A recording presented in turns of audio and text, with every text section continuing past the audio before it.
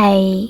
In front of me is Samsung Galaxy A23 and today I would like to show you how you can set up face unlock on this device.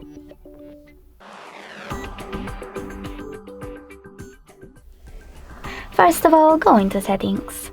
Then you need to scroll down and tap on biometrics and security. Then click on face recognition and enter your current login method. Now you can finally choose continue and remember to keep your face in frame. Over here you can adjust stay on lock screen until swipe feature by tapping on this switcher and finally click on done. Then adjust all of those face unlock settings however you wish to, click on home button, and now when I switch off my screen, then switch it back on.